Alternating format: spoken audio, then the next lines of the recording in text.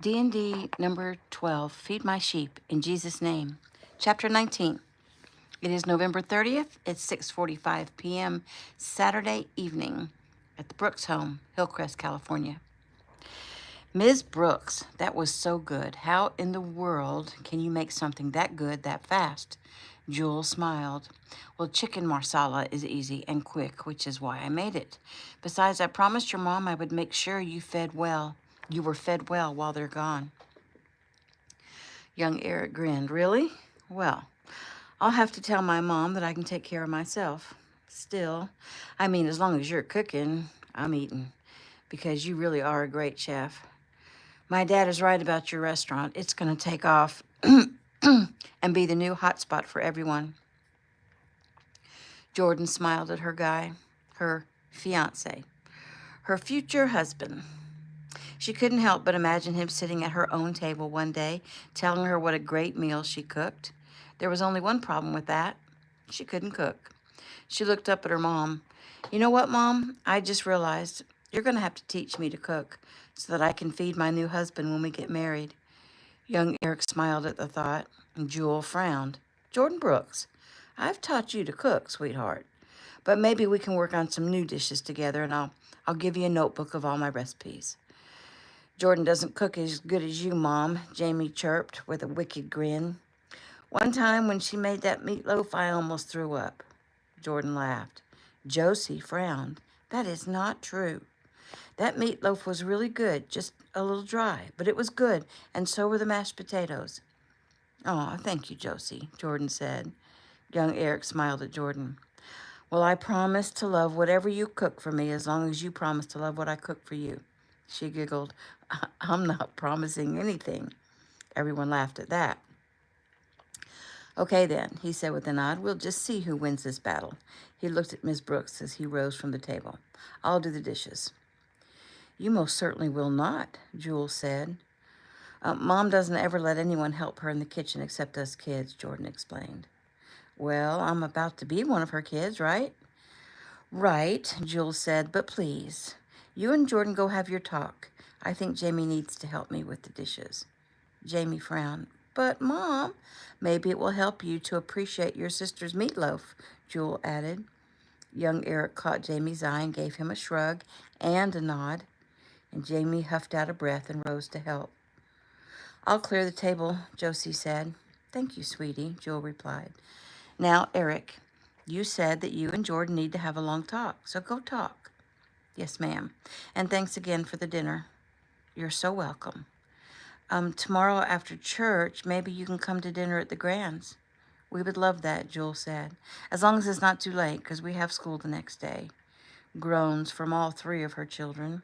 Young Eric grinned. No, ma'am, it won't be late. It'll probably be more like a late lunch than a dinner. Well, that sounds wonderful. Young Eric reached down and took Jordan's hand. Where shall we talk? She sighed. I want complete privacy.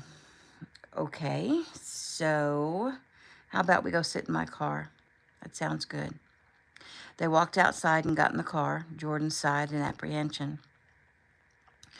Eric turned toward her and smiled. Okay, babe, talk to me. And don't be nervous or afraid. I love you, and whatever you have to say, we'll talk it out. No anger, no judgment. Wow, what made you think you need to say all that? He smiled. Well, the way you're twisting your hands together, the frown on your face, you seem troubled. So share it with me. I'm going to be your husband, and I want you to know you can tell me anything. She nodded. Okay. Well, there are several things on a few different subjects. Tell me the most important thing, the one that has you troubled. She gave a soft laugh. They all have me troubled. He raised his eyebrows but kept silent. She drew a breath. Well, remember we had a talk about me going to college or not going to college, and I told you that my priorities had changed somewhat. Yes, and you said you couldn't tell me how they changed at that time. Right, and I couldn't because what I do about college had to do with what I truly wanted to do, and I couldn't tell you what I truly wanted to do because You hadn't asked me to marry you yet. He nodded. Okay. But now you have. So I can tell you that I don't know if I want to go to college and have a career. I know it sounds lazy, but all I really want to do is be a wife to you and have your children and be the best mother to your children. I want to take care of my family and not leave you to go to work. He tried hard to keep a neutral look on his face. She sighed. I swear to you three, I'm not after your money. I don't want to be lazy and just let you support me. But if we're going to be husband and wife, I think the best thing I can do is to take care of my family, not leave the children with daycare workers while I have a career. I mean, I won't ask you to buy me expensive things, just what we need to run a household. I don't need anything. I don't do fancy clothes and shoes, well, except maybe athletic shoes, and I don't have, like, expensive tastes, and, okay, babe, I get it. He couldn't hold it back. He chuckled. Why are you laughing? I'm sorry. It's because if I had one wish, it would be exactly what you're saying to me. Which part? The part about you wanting to stay home and take care of your family? She nodded. So, you don't want me to go to work and help with expenses? He shook his head. Listen, I know you're not trying to insult me, but living expenses are not going to be a problem for us. And no offense, but I don't need your paycheck. But I do need you, 2-3. I need you and love you and want you to be my mate and my partner in everything. Together, I think we can create the most amazing family. And the fact that you want to focus all of your energy on the home and family, it's wonderful and amazing and exciting. But for some reason, I feel like ashamed or something, Jordan said. He thought about her words a moment. Do you think maybe you're feeling ashamed because you're buying into the feminist crap that makes girls feel that if they don't have a degree and a career being a girl boss, then they're stupid and backward and uninformed? Jordan sighed. I don't really think I feel that way. I'm not ashamed of wanting to raise a family. No, I'm not buying their crap, as you say. He nodded, then tried to think about what his father or grandfather would say about her feeling ashamed. He briefly closed his eyes and asked God to help him. He opened his eyes and smiled at her. Do you think maybe instead of feeling ashamed, you're feeling guilty? She thought a moment. I'm not sure. Guilty about what? Well, you tell me. What about your choice would make you feel guilty? She thought again and finally nodded. Well, I mean, most people, when they get married, they need both paychecks in order to live. Housing is expensive. Cars, insurance, food, gas, power. They both have to work, and it's difficult to raise a family. Take my mother and Peter, for example. Young Eric nodded. That's true. They struggled. A whole lot of people struggle financially. My grandfather did it first. It's really because of his hard work that we are so blessed. We don't have to worry about those kinds of things. She nodded. So, I don't want to feel guilty. Well, then don't. Feel blessed. She smiled. Listen, Jordan, it's true. Our family has been very blessed. And I would feel guilty if we laid around being lazy and went partying all the time and went on extravagant vacations and owned a bunch of cars that just sat around looking pretty or covered ourselves in jewelry or fancy clothes. We do have nice homes, but they're not the fanciest or gaudy. They're functional for our large families. We don't lay around like fat cats. We wake up early, we work hard all day, we strive to do the will of God.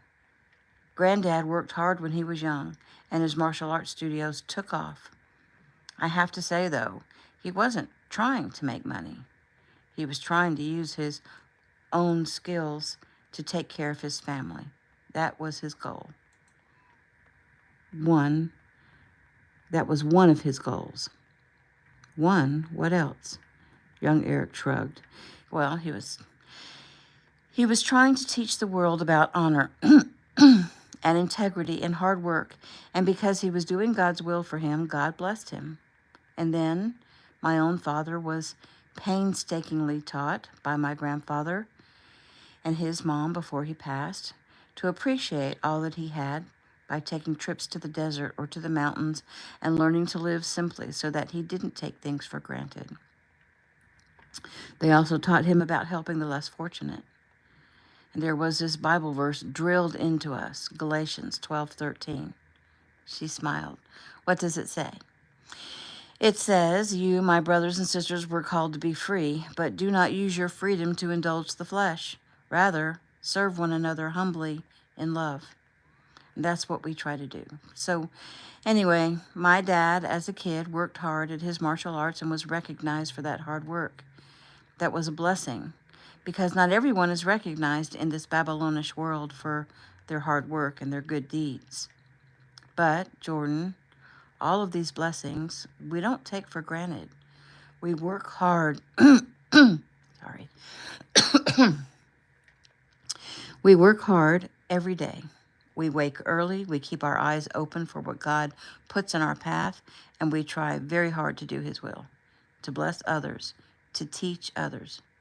We don't flaunt our wealth, and we, or my father and grandfather, give away billions of dollars every year to help God's people.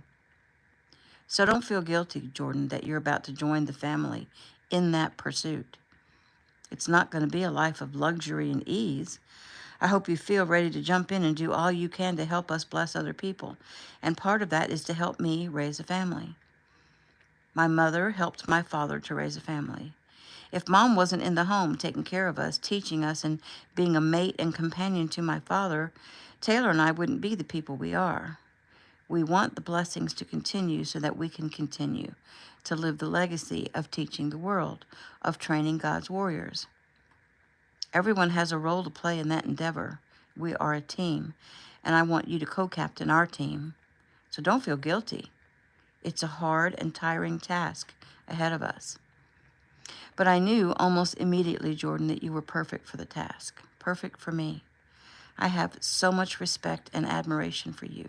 You have completely stolen my heart, and I love you with all my whole self. She blinked up at him, trying to digest all he said. 3.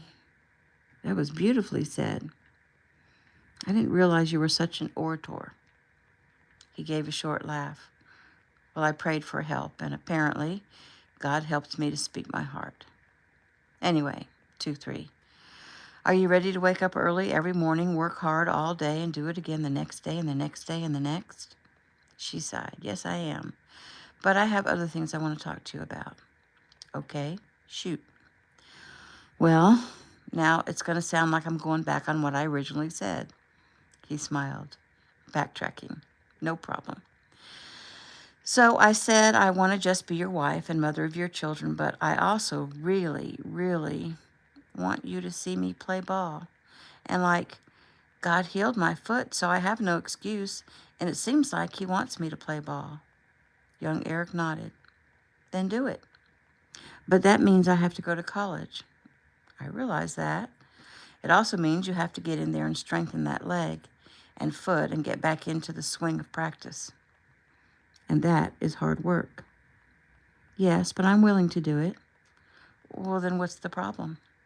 Well, I guess it's not a problem, but if I'm going back to school, I want to change degrees and learn about things that will help me as a wife and mother. He smiled.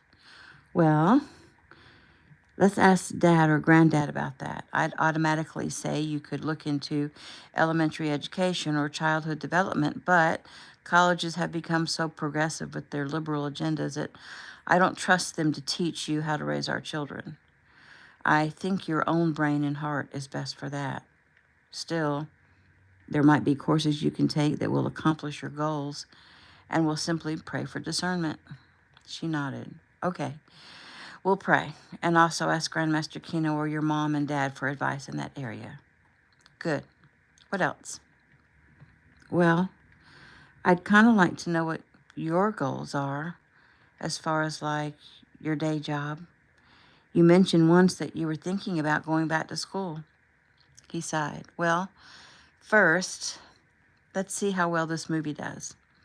It comes out in 2 weeks, actually the day before my birthday. Oh, wow, really? That's a lucky sign. He nodded. We'll see. Wait a minute. Your birthday's the 14th, right? Yes. Why? And it's on a Saturday, right? He smiled. He knew what she was getting at, but merely nodded at her. So that means your movie, it comes out on Friday the 13th? Yep. Well, that's unlucky, right? He chuckled. Some people think so. It's the same day of the week that Jesus died, the 13th of Nisan. But I don't think Jesus dying on the cross was an unlucky thing. It's the blessing of his grace. His death blessed the whole world. Does that sound unlucky? And there were 12 apostles plus Jesus. So that makes 13. That's not unlucky. They say Judas Iscariot was the 13th guest to arrive at the Last Supper, so 13 is evil. But that evil was necessary, and again brought about Christ's sacrifice and grace. In Norse mythology, 13 is evil, but we don't give credence to that. And it's said that there are some bad things that happen on the 13th of the month, but I'm not going to let them get under my skin. Anyway, with God on our side, there's nothing to fear. I'm not superstitious. I've done all I can. I leave the success of this movie in God's hands. I'm going to say that my movie coming out on Friday the 13th means it's the beginning of something wonderful. Okay, then, I'll believe that too. Good. And if it does well, I'll probably get a lot more offers. And I already have some, and I've looked over the scripts, but I have to be very careful about choosing something because the message has to be something that furthers the kingdom, and the writer and the director and I have to be on the same page. Well, what if you're not exactly on the same page, but they offer you a lot of money? He shook his head. My soul is not for sale. Well, what if they say you can't work if you insist on furthering the kingdom? Well, then I won't work. But God also has a say in what I do or don't do. I leave it all up to him. I really trust him, and his light is more powerful than all the dark forces working against us. She nodded. You're such a good man, 3. He smiled. You know, you hardly ever call me a man. Sure I do. Nope, you usually call me a guy. And that's okay, I get it. I'm young. But it felt good for you to say what you just said. And in a few weeks, I will be a man, at least in the eyes of the world. And now, Miss Jordan Brooks, I have a question for you. Okay, shoot, she said, imitating him. Shall we discuss when we want to do this thing? What thing? He sighed. This getting married thing?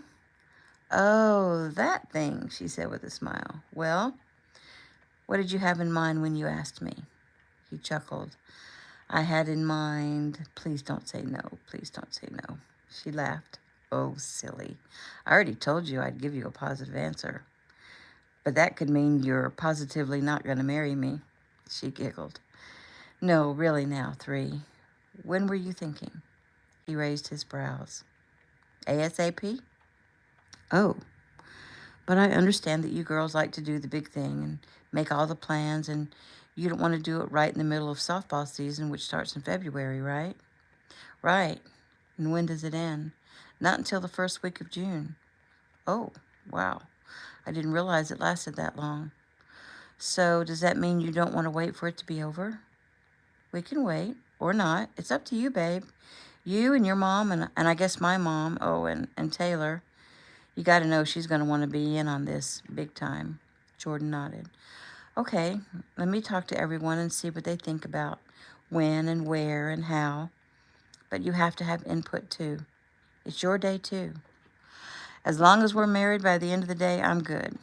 She giggled. So, I guess, the bride's family, well, they usually, traditionally, she stopped, unsure of how to ask her next question. He waited and then figured it out. My parents and grandparents are going to want to pay for everything. So you do it up as big as you want. And now I feel guilty again. Don't be silly. I'd be their first grandchild to get married, and they'd want to do it right. Whatever you want, whatever you dreamed your wedding would be as a kid, you'll have it. Did your parents have a huge wedding? No, they had a quiet ceremony with close family and friends, Eric said. Well, how about your grandparents? Oh, they had a big party in Hawaii with my grandfather's family. Oh, Hawaii? Your family's from Hawaii? I didn't know that. Granddad is a native Hawaiian. He moved to Cali when he was in high school. So, what was your dream wedding like when you were a kid? I mean, what did you imagine, Jordan? She sighed. Well, let's see. I always imagined a spring wedding with lots of flowers, especially yellow roses, and I would wear this giant white frilly dress that took up the whole room. His eyes danced as he imagined it. And I had flowers in my hair, and my hair was way down to my waist, and my husband had... Had what? Would you stop? Why'd you stop? She shrugged. And my husband had thick, dark hair and big brown eyes and was very muscular with broad shoulders and a beautiful smile. He smiled at her. Do I come close? You're perfect, she said. What else? And there were lots of people and bridesmaids and flower girls, and there was dancing, and there was a band and all the food you could eat. Was it inside or outside? He asked. Sometimes I envisioned it outside, like near a lake or something, and sometimes I imagined it being inside of a big, beautiful old church. I like it.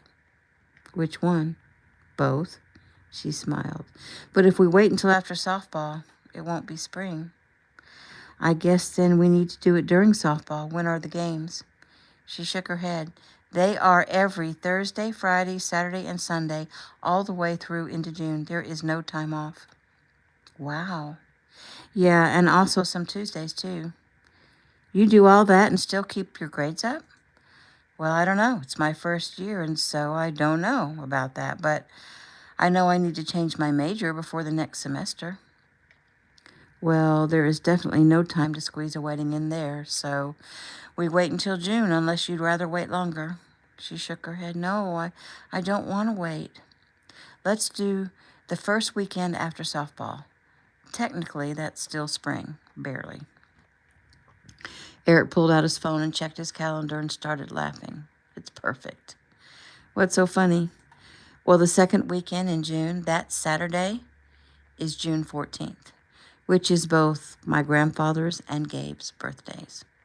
She frowned. Oh, well, no, that's not perfect. Yes, it is. They'd be happy to know that we were married on their birthday. Last year, Jake and Lena were married on June 15th, and we were all together and celebrated their birthdays the day before the wedding. Yes, but that's the day before. This time it would be the day of. Even better. Are you worried that it would take away from your special day? She shook her head. No, not really, but my special day would take precedence over their birthdays. Well, they would love that, young Eric said. What if we do it the next weekend? He looked at his calendar. Well, that would be the 21st, which technically is the first full day of summer. She frowned. Tell you what, let's ask Gabe and Granddad what they think about having our wedding on their birthdays, okay? And then we'll make the decision. She nodded. Okay. Okay. He leaned over and cupped her face in his left hand. Is there anything else you want to talk about before I kiss you? She smiled. Kiss me first, and then there is one more thing. He nodded and did as she said. When he pulled away, his eyes were dark with longing. Oh, it's a good thing you decided to stay at your mom's house this weekend and with your roommates after that. Why? Because with my parents out of town, I don't think I'm strong enough to resist the temptation. She pressed her lips together. I don't believe that. You don't understand the pull you have on me, she sighed. Well, in just 6 months, you won't have to resist the temptation anymore. He closed his eyes and sighed. Oh, man, Jordan, just the thought of being able to sleep with you and make love to you, oh, wow. He sat back and had to get himself under control. It took him a minute or two. And finally, he looked over at the girl he was head over heels in love with. So, babe, what was the last thing you wanted to discuss tonight? She sighed. Well, I was wondering if you could come with me to school tomorrow.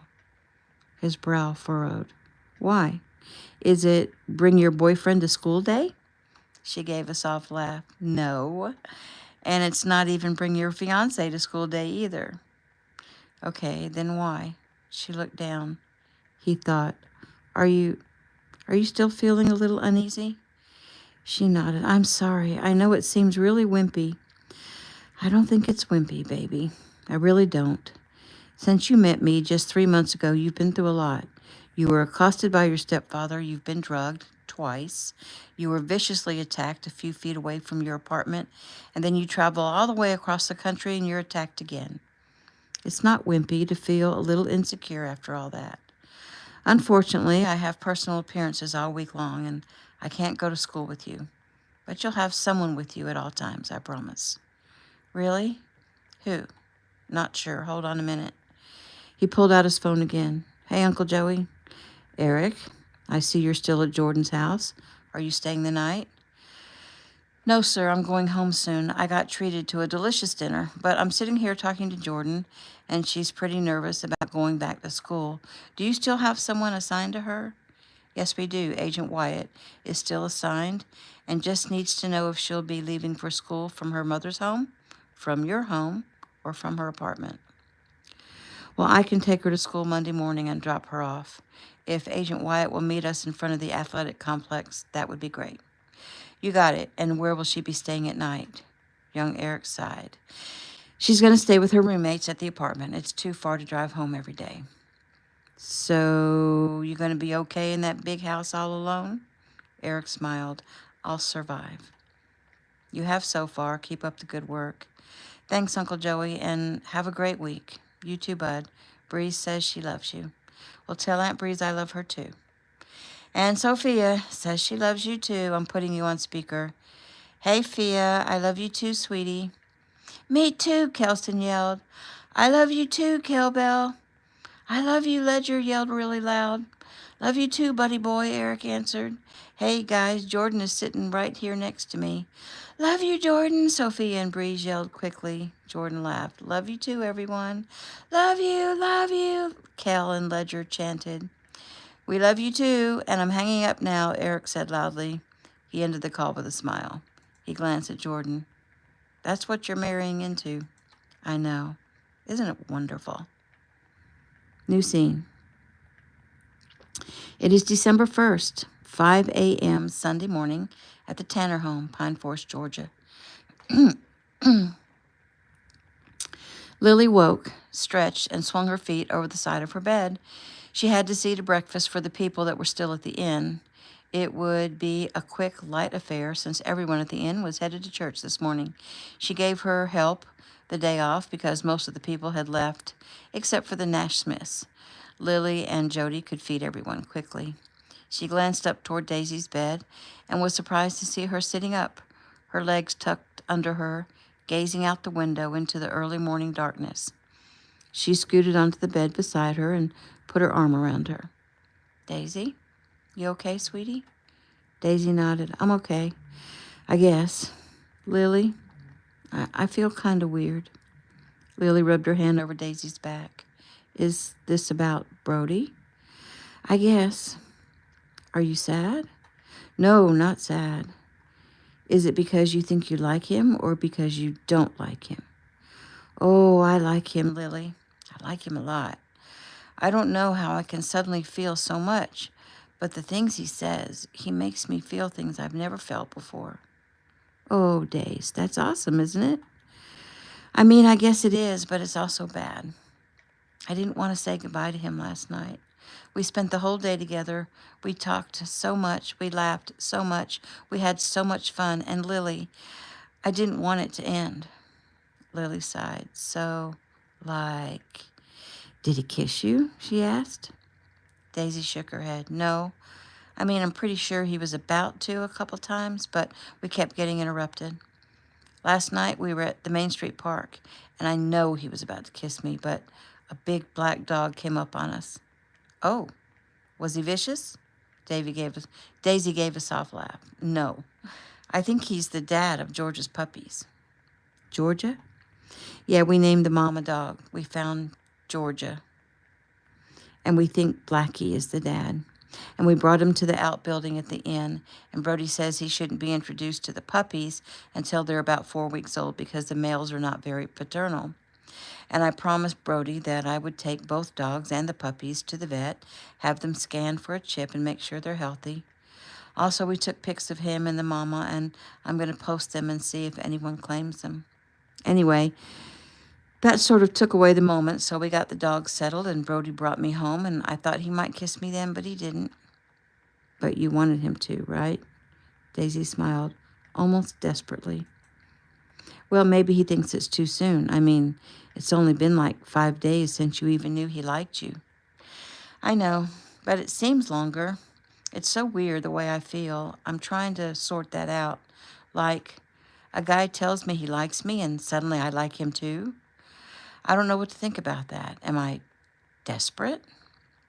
Well, maybe him telling you how he feels simply awakened you, or opened your eyes to what's been standing in front of you all this time.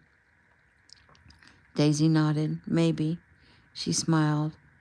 And I like the way that sounds, but anyway, when he brought me home, Gabe and Taylor and her parents were here, plus all of our family, and they were watching football, and we were very loud and cheering and stuff, and Brody, of course, also started watching, and me too, really. I mean, the Falcons were playing the Saints. Anyway, we didn't have a chance to be together the rest of the night. And I was up here, sound asleep. I didn't hear y'all at all. Daisy shook her head. I don't know how you slept through all that. Lily made a face. Well, getting up at 4 to 5 in the morning will make you sleepy. I was in bed by 8. So who won? Saints. Lily made a face. You working today? Daisy asked. Yes, but short shift. We're all going to church, and only the Nash Smiths are left at the inn. She smiled at her sister.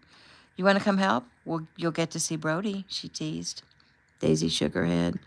I'd like to, but I have to shower and do my hair. I want to look nice at church today. Lily grinned. Oh, I get it. Oh, sis, I really hope this all works out for you.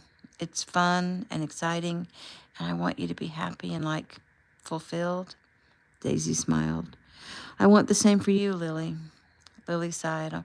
I'm not sure if it's in the cards for me. Daisy turned to look sharply at her sister. What are you talking about? Don't you want to find a great guy, get married, and have children? Yes, I do. But I don't want to leave Pine Forest. I want to stay here. And there are not a lot of eligible guys around here, you know? Lily, God will send you the right mate at the right time. Lily sighed. I guess I'll just have to trust him. Until then, I'll work at the inn and maybe look further into possibly owning my own diner in town one day. I gotta grow up and take care of myself. No, you don't, Lily. I mean, you don't have to support yourself. Dad will take care of you. You have to know that. Well, I'm not gonna just sit around and do nothing all my life. I worked hard for my degree, and I want to do something with it. You have worked hard, and I'm so proud of you, sis. Thanks. And you are going to use it because your family is going to be the most well-fed group in our whole family. Lily sighed. Whatever. But now I got to get going. Aunt Jody's going to wonder where I am. Well, thanks for talking, Lily. You're welcome, Daisy. And we're not done.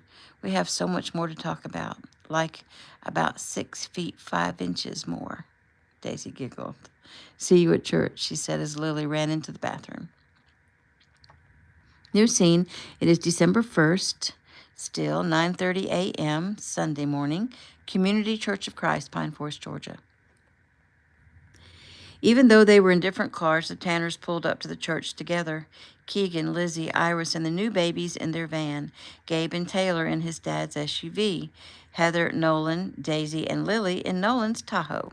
And Rose and Jericho in his truck, and Violet and CJ in his car. Ricky and Bree arrived in their rental and pulled in next to Toby, Caroline, and Grace, who were in their Range Rover. Brody headed straight for Daisy. She got out of the vehicle. He stopped short as he looked her over. Daisy, you look so pretty, he said softly and looked over at Lily. You too, Lily. She laughed. Thanks. Daisy looked him up and down. You look really handsome, Brody, in that suit and tie. He straightened the tie and nodded. Thanks. So, may I escort the two of you into church? He asked as he offered an arm to each girl. Why, thank you, kind sir, Lily drawled as she hooked her hand in the bend of his arm. Daisy did the same on the other side, and he glanced down at her and smiled warmly. Grace came out of the church doors as they approached. Hey, you guys, don't you look special, Brody, with two gorgeous girls on your arm? Yes, I do. Where you headed, sis? To ask Violet for a huge favor, she said as she ran down the sidewalk toward the parking lot. Lily said. That sounds suspiciously like they need a pianist. Brody nodded and held the door open and stood aside. As the ladies entered, the foyer was crowded. The Pine Forest Community Church of Christ was a large church that held a large congregation. As usual, when word got around that the Kinos, Gabe and Taylor, and today the Nash Smiths were going to be there, people came crawling out of the woodwork. An assistant pastor came toward them and greeted them. Daisy, Lily, nice to see you. And you're Brody Nash, right? Brody shook his hand. Close enough. Welcome, welcome. We're so happy you came today. He pointed toward the doors to the chapel. You're welcome to head in if you'd like. We have 3 rows reserved for the Tanners, Nashes, and Kinos.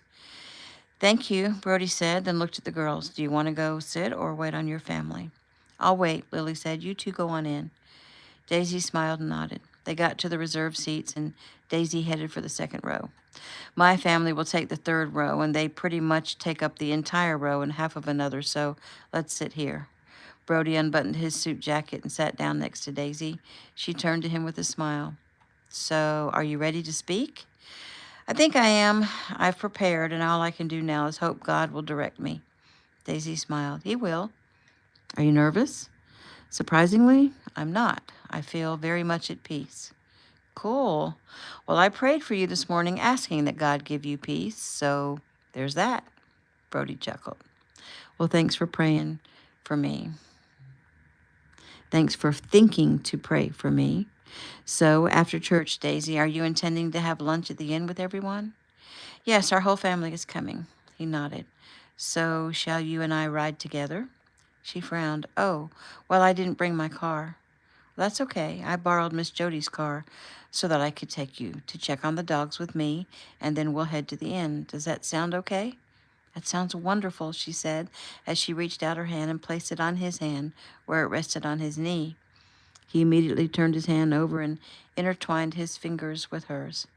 They turned their heads and smiled at each other as they gazed into each other's eyes. Daisy blinked up at him. Her heart was doing things she didn't understand. They both looked away as they heard a murmuring in the crowd. They looked back to see that the Kinos and Gabe and Taylor were making their way down the aisle. They were being stopped every few seconds by people shaking their hands and welcoming them back. Brody watched as Ricky seemed genuinely interested in what the man in front of him was saying. He nodded and smiled and placed his hand on the man's shoulder. He seemed to be comforting him. Bree was hugging a woman who came from behind her and tapped her on the shoulder. Other people waited to also say hello to the Kinos. Gabe and Taylor had gotten caught up by a whole group of young people who were also hugging them and shaking their hands and talking to them. Brody was interested to know what these people were saying to Gabe and Taylor. Maybe they were telling them how Gabe or Taylor had touched them in some way.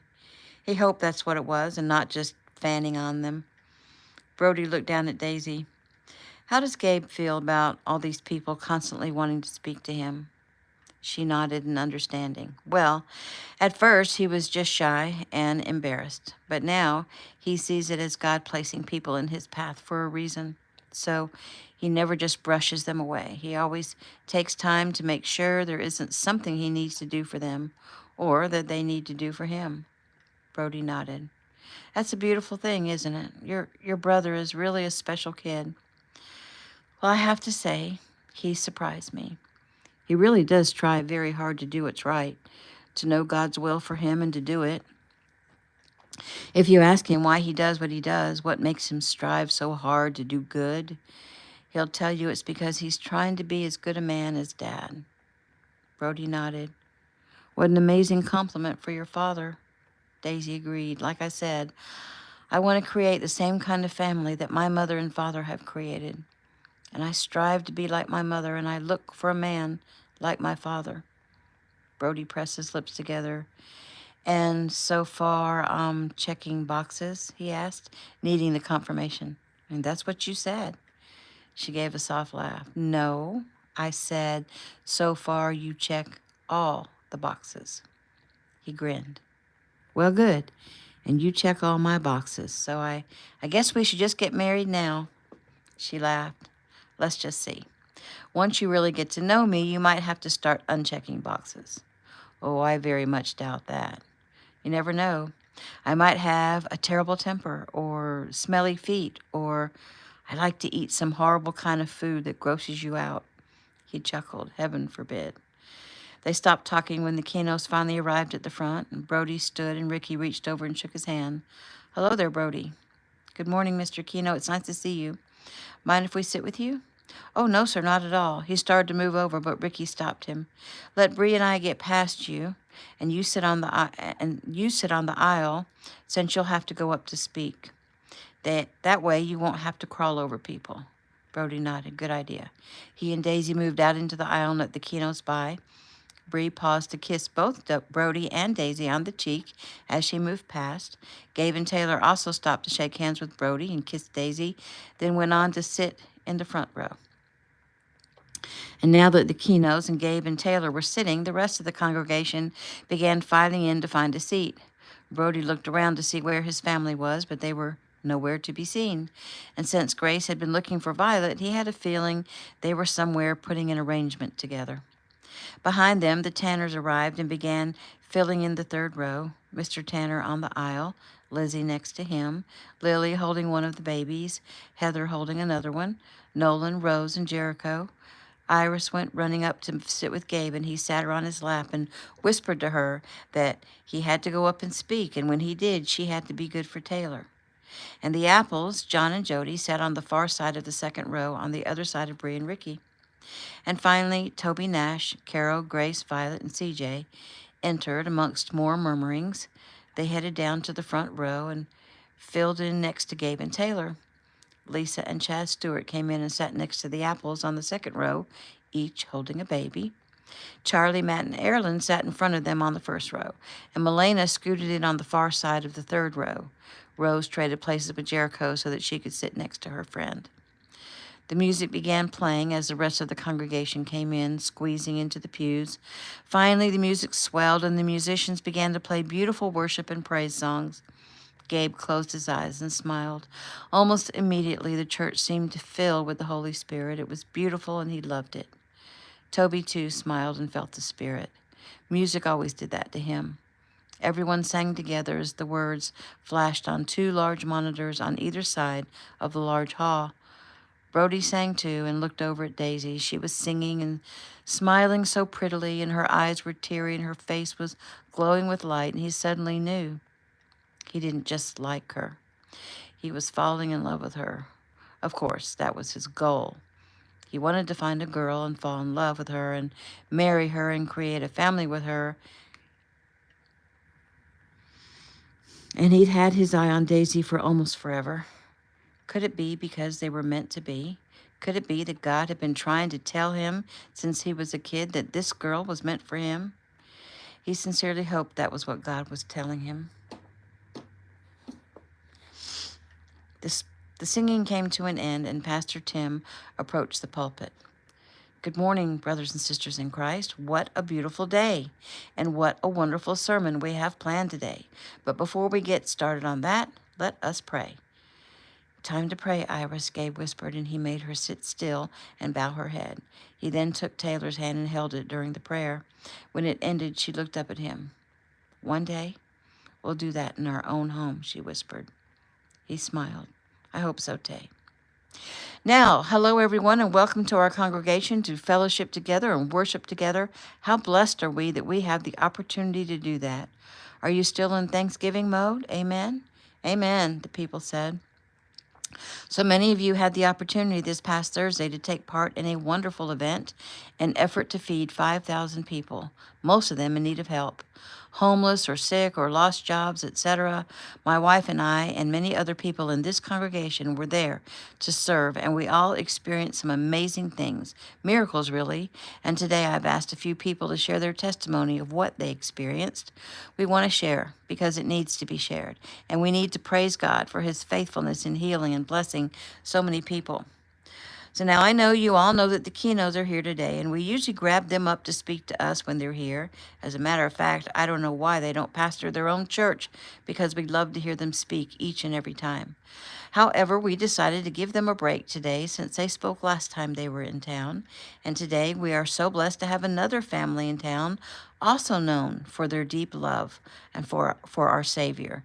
And we have asked Toby Nash and his son Brody Smith to share their testimony with us today and tell us what they experienced as they served at the feeding of the 5,000.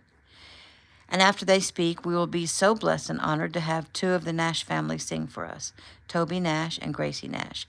And they will be accompanied by our own Violet Tanner.